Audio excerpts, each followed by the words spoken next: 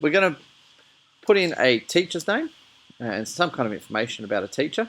Can I suggest that you please use the teacher who's in the room at the moment, so myself or whoever the teacher is. So in this case, I'm going to go Miss Hibbert, because she's lovely. Miss Hibbert is the best teacher in the world. So this is going to be the screen that people can see. All right, now notice that this is way too big. I actually want to change that. I want to put that in the middle, and it doesn't quite fit. So I need to give myself some more space. And I'm going to go over to Format.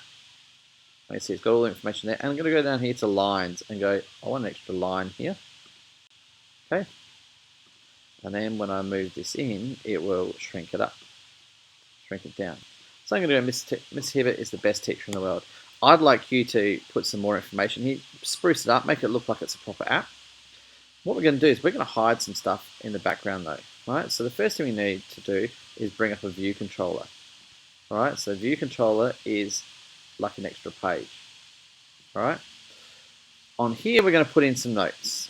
Alright, so this is your cheat sheet notes is what we're going to use. Right, so in this case I'm going to say a squared plus b squared equals c squared. Now again, it goes off the page, so make it smaller. If I bring it in, it doesn't help until we go, I want multiple lines. Okay, and I want it centered. Alright, probably need to go out a little bit more. I don't like it like that. I'm going to put in an equal sign instead. Okay. A squared plus b squared equals c squared. So there's my notes. Now, if I actually want to run this app, there's nothing that allows me to get to this next thing. So what I want is a trigger button. So if I grab a button and drag it out over here and put another one on this side. Right, so this button is going to be on the cheat notes. So I'm going to put down here agree, but this is what's going to really take us to our fake screen. On this one, I'm going to just change this to back, or actually let's call it safe. Now, so what we want is this button to go into here. Now, in the old Xcode, you would have to record this, or you would have to use a lot of code. Because of the way it's designed now, it's drag and drop. If I need right click, now if you're on a Mac, you have to hold down Control if you don't have your mouse. So Control and click and drag. Oops, it's a bit difficult to do. So can click and drag straight away. Oh, there, down it. Right, try again. So Control, click, and drag onto the other.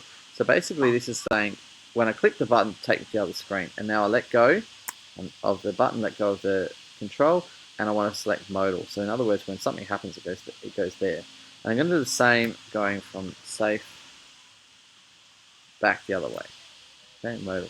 Now to give you some kind of idea of what this looks like, I'm going to turn those off so you can see. If I move them out, right, so you can see when I click on this button, right, this is right. When I click on this one, it's taking me through to here, and when I do the other one, it takes me to the other way.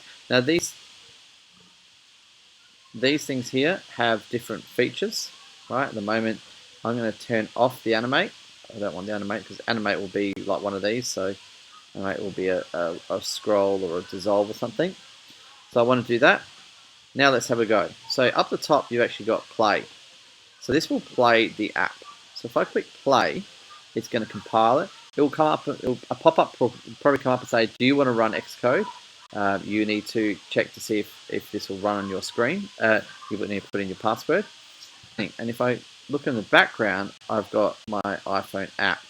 Now, normally this will probably look something like this, and it'll be huge. Sorry.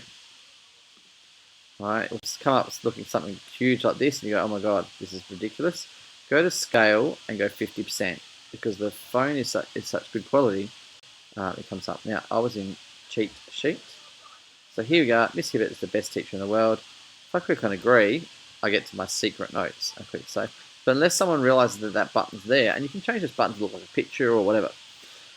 So the task that you're going to do is you're going to come up with some kind of screen in here that's got the fake thing, whether it's some writing or some notes or some information. But I want, and then on the other side, you're going to go put in some fake note, your cheat sheet notes that you want hidden. All right.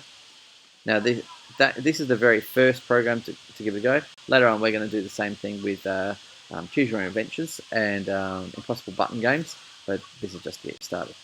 All right. I say good luck. See how you go. I won't see you until next term. So good luck. Get as much done as you can. Have a go playing around with the apps over the holidays if you want. And I will see you next term. Thanks a lot.